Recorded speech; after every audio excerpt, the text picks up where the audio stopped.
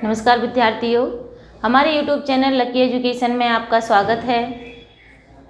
Class 10th की संस्कृत की grammar चल रही थी हमारी, तो उसमें हमने ग्रामर में आपको संधियाँ पढ़ाई थी। संधियों में संधियों के प्रकार, संधियों का परिवर्तन किस किस प्रकार से होता है। उसके बाद हमने पढ़ा था कि संधियाँ कितने प्रकार की होती हैं, 3 प्रकार की। तीनों में स्वर, व्यंजन और विसर्ग पढ़े थे। तो सबसे पहले जो हमारी संधि चल रही थी वो थी स्वर संधि। स्वर संधि का जो हमने परिभाषा पढ़ी थी वो थी, जब स्वर संधि को पहली बात तो यह है कि हम अच संधि कहते हैं। अच माने होता है स्वर, और उसकी परिभाषा थी जब 2 या 2 से अधिक स्वर वर्णों का आपस में मेल होता है और उससे बनने वाला कोई नया शब्द जो बनता है उसे हम स्वर संधि कहते हैं। स्वर संधि के 8 भेद बताए थे हमने। पहला था हमारा यण और अयादि। ये 2 संधियाँ ऐसी थीं जिनमें केवल एक ही वर्ण के स्थान पर परिवर्तन होता है। जैसे कि मैंने उसमें बताया था आपको, यण संधि में इक के स्थान पर यण हो जाता है, अर्थात ई उ री लिरी के स्थान पर क्रमशः या वाराला आदेश हो जाता है। उसके पश्चात दूसरी संधि थी हमारी अयादि संधि। अयादि संधि में भी एक ही वर्ण के स्थान पर परिवर्तन होता है। और उसके अलावा पढ़ाई थी वो 5 संधियाँ, दीर्घ, गुण, वृद्धि, पूर्व रूप और पर रूप। इन संधियों में दोनों ही वर्णों के स्थान पर दोनों ही वर्णों को मिलाकर के कोई अन्य वर्ण आता है, वो परिवर्तन होता है। तो इन 5 संधियों में इस प्रकार से परिवर्तन होता है। और एक संधि आती है व्यंजन में, जसत्व संधि, जिसमें कि दोनों ही वर्णों के स्थान पर अलग अलग वर्ण आ जाते हैं, अर्थात दोनों ही वर्णों के स्थान पर परिवर्तन होता है। तो अब हमारी जो अगली संधि चल रही थी वो थी हमारी अयादि संधि। कल तक हमने वृद्धि संधि पढ़ी थी। वृद्धि के बाद में हमने यण पढ़ी थी। यण संधि का सूत्र था इको यणची। देखिए, सूत्रों में कोई प्रॉब्लम नहीं आने वाली है, क्योंकि सूत्र जो होते हैं उसमें कल भी मैंने आपको बताया था कि संधियों का नाम लिए हुए सूत्र होते हैं, और जब हमें सूत्र याद हो जाता है, कुछ भी नहीं है, आप बार बार उसका अभ्यास करते रहें। इको यणची, इको यणची, इक प्रत्याहार के वर्णों के स्थान पर यण आदेश हो जाता है, वो यण संधि का सूत्र है। उसके बाद था वृद्धि संधि। वृद्धि संधि में कुछ भी नहीं था, वृद्धि रेची। तो वृद्धि रेची जो होता है उसमें वृद्धि संधि का नाम आ रहा है, और रेची माने होता है कि एच प्रत्याहार के वर्ण हो जाते हैं। उनमें सबसे जो मेन इम्पोर्टेंट बात बताई थी कि 2 चोटी वाली होती है, वो वृद्धि संधि की पहचान होती है। उसके बाद अब हमारी आ जाती है अयादि संधि। अयादि संधि में देखिए, अयादि संधि का जो सूत्र है वो है एचो अय वा या वह। एच अय वा या वह, ये क्या है? हमारा पूर्व रूप अवग्रह चिन्ह है। अवग्रह चिन्ह के ऊपर कभी भी लाइन नहीं आती है, उसको केवल सिंगल ही लिखा जाता है। तो देखिए, एचो अय वाया वह, एच प्रत्याहार के वर्णों के स्थान पर क्रमशः अय, अब, आय और आव आदेश हो जाता है। ये सब कुछ हमारी समझ में जो आता है इस सूत्र से ही आ जाता है कि ये सूत्र हमसे क्या कहना चाह रहा है। इसी से ही संधि विच्छेद हो जाता है और संधि युक्त पद भी बन जाता है कि एच प्रत्याहार के वर्णों के स्थान पर क्रमशः अय, अब, आय और आव आदेश हो जाता है। यही इसकी परिभाषा है। तो देखिए, परिभाषा हिंदी में मैंने आपको खोल के बता दी है कि जब पूर्व पद के अंत में एच प्रत्याहार के वर्ण आए। पूर्व पद के अंत में कौन से? एच प्रत्याहार के वर्ण। हमने माहेश्वर सूत्रों में पढ़े थे एच प्रत्याहार के वर्ण, ए से लेकर ए ओंग और आई औच। ए ओंग में ए ओ और आई औच में आई और औ, और चा हलंत होता है इसलिए उसको नहीं लेते। तो एच प्रत्याहार के वर्ण देख लो, ए ओ आई और औ। उसके पश्चात कोई भी स्वर वर्ण आए, उसके पश्चात कोई भी स्वर वर्ण आए, तो इसके बाद प्लस के बाद कोई भी स्वर वर्ण आए, हो सकता है इनमें से भी कोई सा आ सकता है, और भी अन्य कोई स्वर वर्ण भी आ सकता है। ये जरूरी नहीं है कि ये नहीं आए, इनमें से भी आ सकता है, लेकिन ऐसा उसमें नहीं है यण संधि में। यण संधि में अन्य स्वर ही आता है। कोई भी स्वर वर्ण आए तो एच प्रत्याहार के वर्णों के स्थान पर क्रमशः, क्रम से, अय, अब आय आव आदेश हो जाता है। तो देखिए कैसे हो जाता है, ए के स्थान पर आय, एच में सबसे पहले ए आ रहा है तो इसके स्थान पर आय हो रहा है, ओ आ रहा है उसका अब हो रहा है, अब हो रहा है ना यहाँ पर। जब हम इनको अलग अलग करके लिखेंगे तो एच आय आय वा या वह, इस प्रकार से हम पढ़ेंगे और इनको लिखेंगे आय अब आय और आव। तो देखिए ए के स्थान पर आय, ओ के स्थान पर अब और आई के स्थान पर आय और औ के स्थान पर आव आदेश हो जाता है। लेकिन जो प्लस वाला, जो प्लस के बाद वाला जो वर्ण आता है वो यथावत रहता है, नो चेंज होता है, उसमें कोई भी किसी प्रकार का चेंज नहीं होता है। तो ये हमारी अयादी संधि की परिभाषा यहाँ पर होती है। अब हम इसको उदाहरणों के माध्यम से समझेंगे किस प्रकार से इसका संधि विच्छेद होता है। तो देखिए ये पवन शब्द सभी ने खूब पढ़ा होगा, हम 6 क्लास से ही संधियाँ पढ़ते आते हैं, उनमें अयादी संधि खूब पढ़ते हैं कि पवन का संधि विच्छेद क्या होगा। देखिए संधि विच्छेद हमें अच्छे से करना आना चाहिए कि इसका संधि विच्छेद करें तो कैसे करें, कि छोटा सा शब्द है। तो देखिए पो प्लस अन, हमने क्यों किया पो प्लस अन, कि हमें पता है इसमें क्या छुपा हुआ है, अब छुपा हुआ है, क्या छुपा हुआ है अब, और अब का हमें पता होना चाहिए कि अब किससे बनता है, ओ से। जब हमें पता है कि ओ से अब बनता है कौन सी संधि में, अयादी संधि में, तो ओ से अब बनेगा तो हमने पा पर किसकी मात्रा चढ़ा दी, ओ की, तो ये हमारा हो गया पो। उसके बाद में आ रहा है बन, ये बन में किसकी मात्रा है, बा में, इसमें है आ की मात्रा और ये अन। इसके पश्चात का जो वर्ण है हम इसको ज्यों का त्यों लिख देंगे। तो इसका संधि विच्छेद करने से करना होगा पो प्लस अन। तो पो में से तो ओ को अलग कर लिया, बाद वाले का कोई भी चेंज नहीं होता है, तो हम इस ओ को किस में चेंज करेंगे, अब में। किस सूत्र से, एच ओ अयव आया वैसे। देखिए ये ओ है और ओ को किस में चेंज कर रहे हैं, अब में।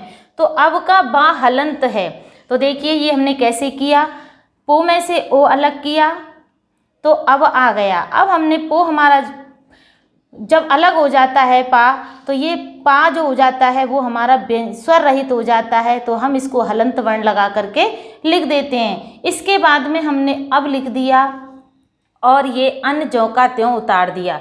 जब हम इनको स्वर रहित व्यंजनों को एक साथ मिलाएंगे, स्वर के साथ मिलाएंगे, तो हमारा पवन रूप बन करके सिद्ध हो जाता है। देखिए पा में आ जोड़ दिया और बा में आ जोड़ दिया और इस प्रकार से बन गया पवन। अगला है नयन। नयन में भी देखो सीधी सी बात है, अय छुपा हुआ है, तो अय जहाँ छुपा हुआ है तो मात्रा भी उसी पर चढ़ेगी। किस पर चढ़नी चाहिए, ए पर। ना पर चढ़नी चाहिए, तो ना पर किसकी मात्रा चढ़ेगी, देखिए यहाँ से देखिए अय छुपा हुआ है तो अय पे किसकी मात्रा से आया, ए की मात्रा से। अय में कौन सी मात्रा है, ए की, तो हम ना पर ए की मात्रा चढ़ा देंगे। और उसके बाद यहाँ क्या कौन सी मात्रा छुपी हुई है, यहाँ भी अन छुपा हुआ है, तो हमने प्लस के बाद में लिख दिया अन। तो देखिए नाम ने में से ए अलग कर दिया और ए का जो बनता है वो अय बनता है, तो हम इसको अलग अलग लिखेंगे।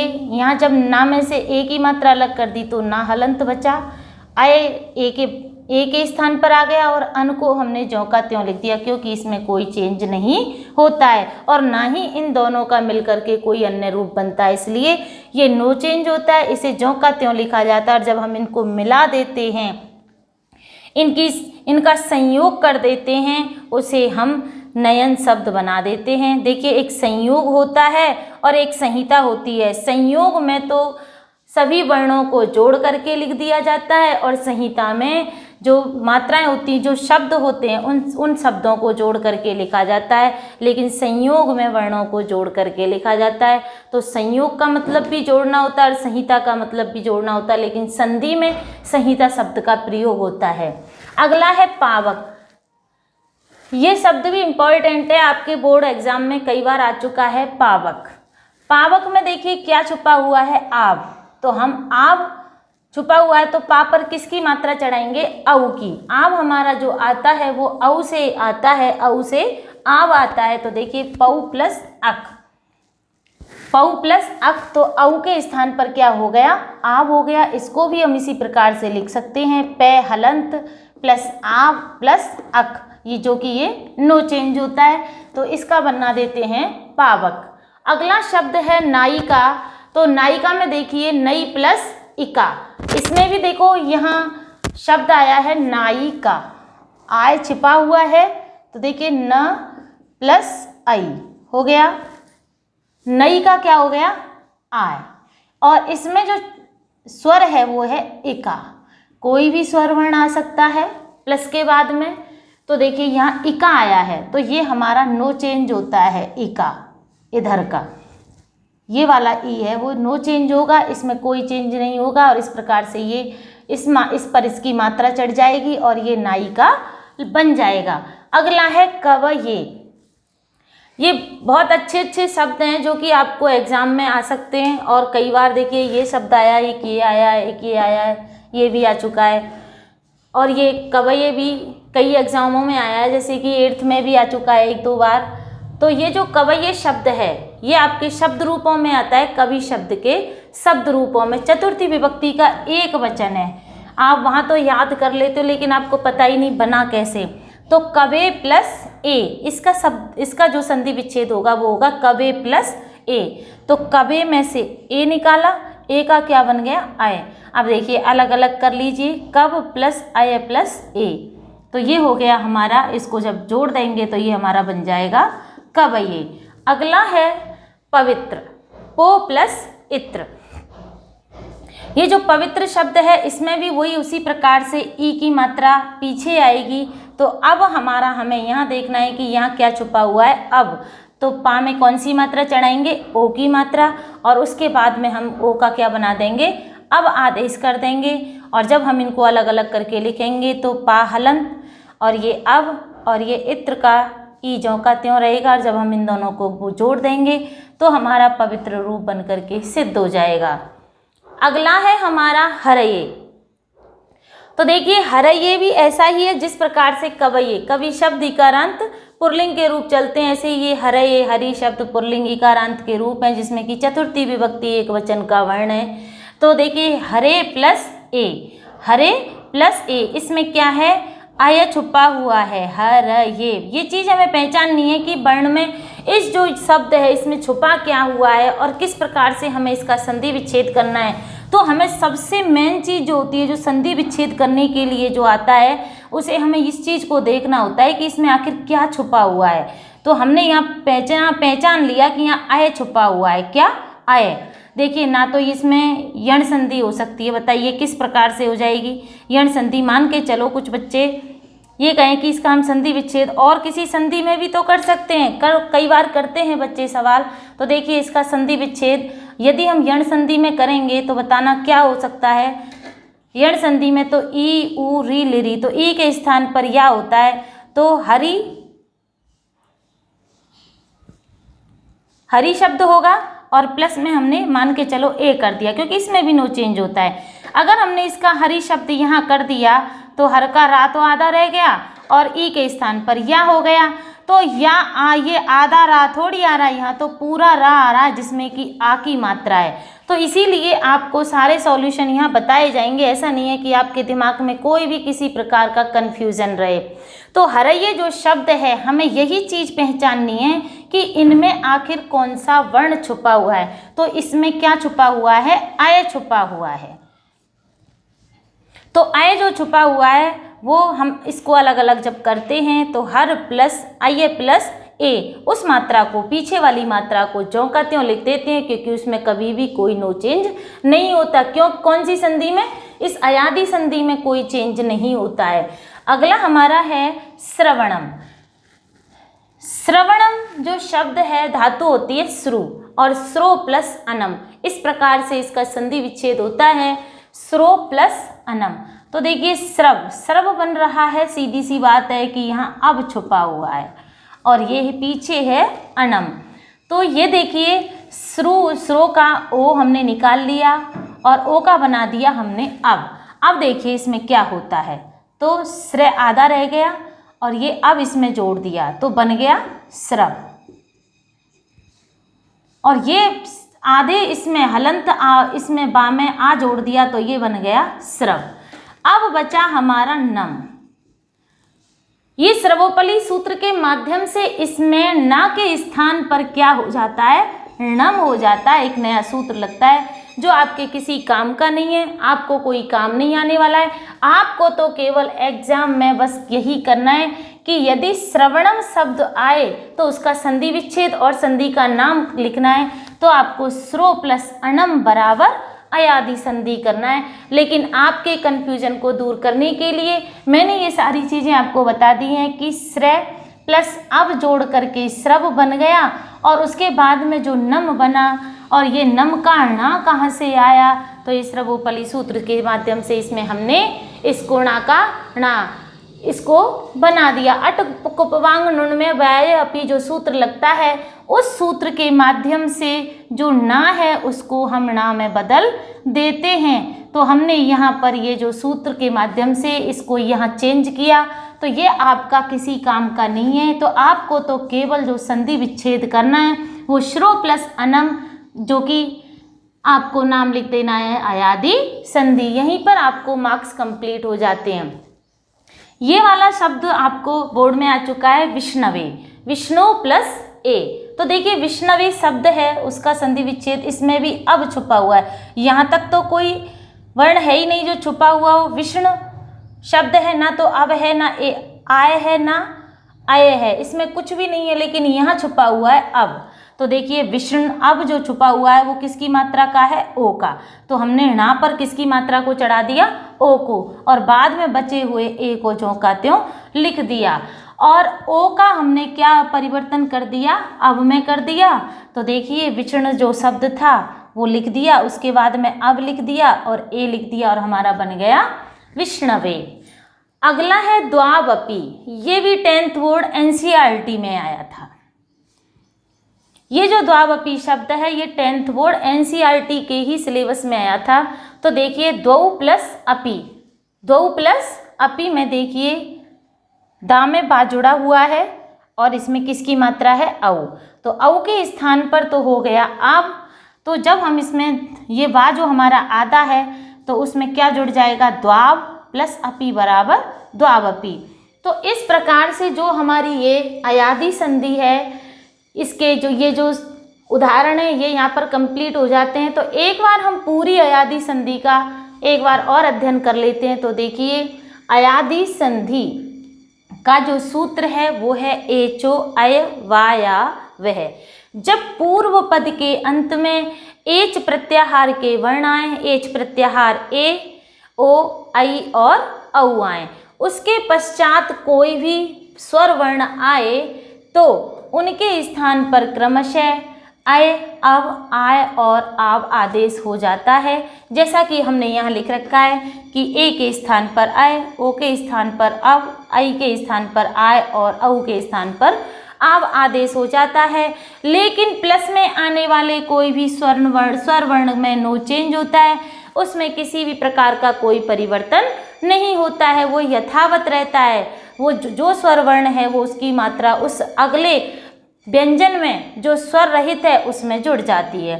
तो इस प्रकार से हमने इसके उदाहरण पढ़े। पहला उदाहरण पढ़ा पवन, पवन का संधि विच्छेद होगा पो प्लस अन। अगला है नयन, इसका संधि विच्छेद है ने प्लस अन।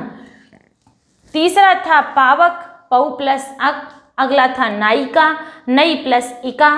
कवये, कवे प्लस ए और पवित्र पो प्लस इत्र। हरये, हरे प्लस ए। और अगला था श्रवणम, जो मैंने आपको अच्छे से इसका बताई दिया है कि ये किस किस प्रकार से अणम का अणम हो जाता है। तो श्रो प्लस अणम, विष्णवे, विष्णु प्लस ए, द्वावपी, द्वौ प्लस अपी। तो देखिए स्टूडेंट्स, जो कल हमने जो बताया था आपको, एक सह एव जो शब्द होता है, सह एव जो शब्द था उसमें गलती से वो हलंत लगाया तो नहीं था, लेकिन लग गया होगा। मैं अपनी गलती को स्वीकार करती हूँ। अगर ऐसा कुछ आपको देखने को मिले, कई बार हो जाता है ब्लैक बोर्ड पे लिखते लिखते ध्यान नहीं रहता है, तो देखिए आप उसको ज़रूर बताएं। ये जो हलंत लग गया था ये बिल्कुल गलत है। सह शब्द अपने आप में कंप्लीट होता है, इसमें कोई किसी प्रकार का हलंत नहीं होता। सह प्लस एव होता है जिसका संधि विच्छेद होता है सह प्लस एव, और सह एव ये शब्द बन जाता है जो कि ये वृद्धि संधि का था। सह एव, ये इसमें संधि कौन सी थी? वृद्धि संधि।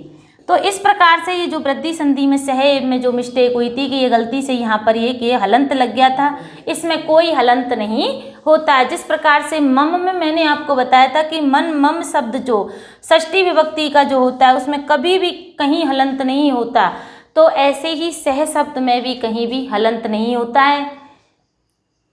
इसके बाद में आपको एक प्रॉब्लम है कि लाकृति शब्द में का ये जो संधि विच्छेद आपने बताया है, वो लाकृति शब्द का संधि विच्छेद हमें लिरी कैसे आया? तो देखिए इसको समझ लीजिए, इसमें कुछ भी नहीं है।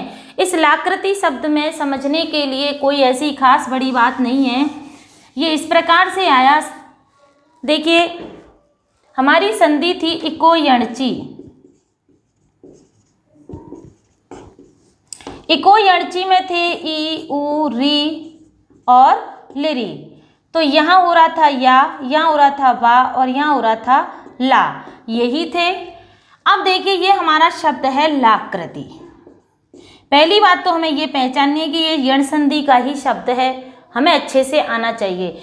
अब लाकृति जो शब्द है इसमें देखिए कृति शब्द अपने आप में ही कंप्लीट है, इसमें से भी कुछ नहीं निकाल सकते। उसके बाद में यदि हम ला प्लस आकृति करते हैं तो ये ला शब्द अपने आप में पूर्ण नहीं होता है, लेकिन मैंने आपको शुरू में ही बता दिया था जब दीर्घ संधि कराई थी और गुण संधि कराई थी कि लिरी अपने आप में संपूर्ण शब्द होता है जिसका कोई आकार नहीं होता है।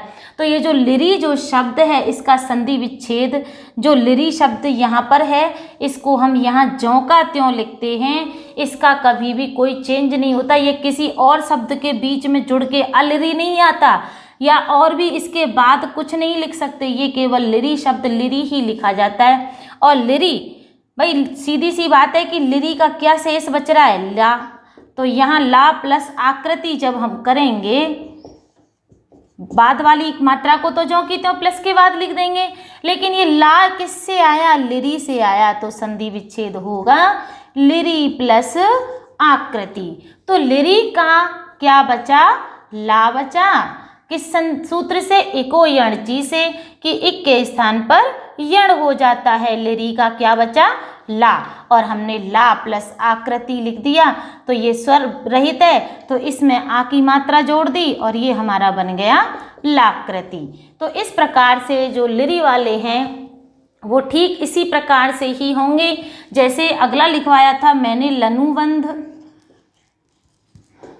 तो देखिए अनुबंध शब्द तो सबने पढ़ा है, अनुबंध हिंदी में होता है। तो देखिए इसमें जो ला है प्लस आपने अनुबंध तो कर सकते हो, इतना तो कर ही सकते हो कि इसमें ला दिया हुआ है, लेकिन ये भी पता होना चाहिए कि इको यणची सूत्र से लिरी के स्थान पर ला होता है। तो आप लिरी प्लस अनुबंध कर दो तो लिरी के स्थान पर तो ला आ ही गया और प्लस में अनुबंध था वो आपने इसमें जोड़ दिया। तो इस प्रकार से ये जो हमारी यण संधि थी और अयादि संधि, इन दोनों संधियों में मैंने आपको बता दिया था कि इन दोनों संधियों में केवल एक ही वर्ण के स्थान पर परिवर्तन होता है, और वो भी कौन से वर्ण के स्थान पर? केवल पूर्व पद के अंत में आने वाले वर्ण के स्थान पर।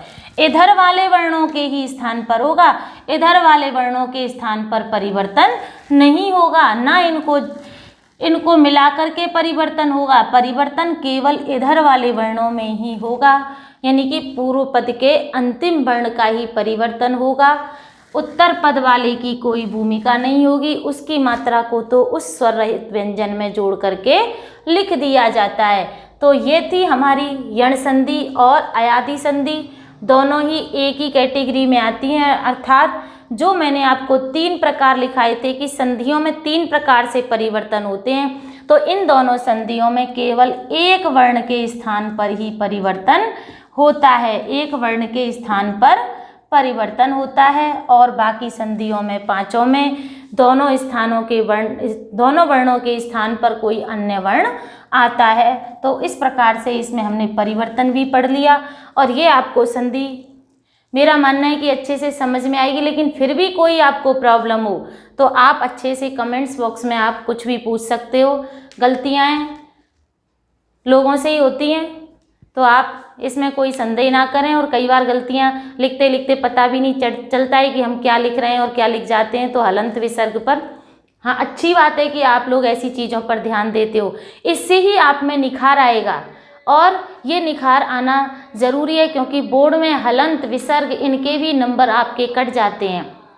आप कितने भी टॉपर हो, 100% मार्क्स लाने वाले हो, लेकिन आपने हलंत और विसर्ग में कहीं गलती कर दी तो आपके वो 100 में से मार्क्स मैथ की तरह कट जाते हैं। ये जो संस्कृत है फुल मार्क्स भी दिलाने वाली है और नीचे गिराने वाली भी, दोनों ही काम कर देती है। तो इसलिए बच्चों सभी पर ध्यान दें, हलंत पर, विसर्ग पर, कहाँ कौन सा संधि विच्छेद किस प्रकार से होना चाहिए, पूरी तरीके से अच्छे से पढ़ें और पढ़ते रहें।